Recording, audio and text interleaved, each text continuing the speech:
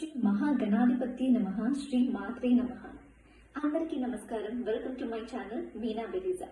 దసరా శరన్నవరాత్రులు మొదలైనప్పటి నుంచి అంటే గత 5 రోజుల నుంచి అమ్మవారు ఏ రోజు ఏ విధంగా మనకి దర్శనమిస్తారు, అమ్మవారు ఏ రోజు ఏ రంగు చీరలు అలంకరించబడతారో, అలంకరణ విశిష్టత, అమ్మవారి అలంకరణ బట్టి అమ్మవారికి సమర్పించాల్సిన నైవేద్యం, అలాగే అమ్మవారి అనుగ్రహం కోసం మనం చదవాల్సిన మంత్రాలు మనం తెలుసుకుందాం.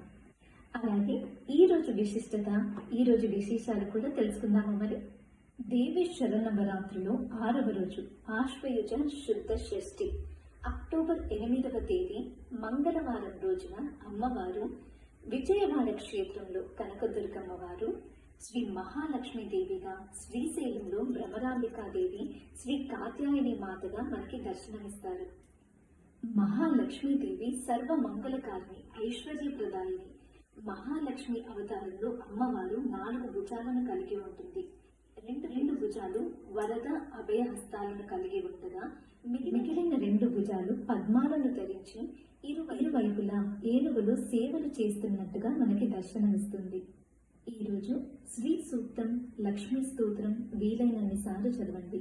ఈరోజు మూల మంత్రం శ్రీం హ్రీం ఐం మహాలక్ష్మీదేవియే నమః అనే ఈ మూల మంత్రాన్ని 21 సార్లు జపించండి.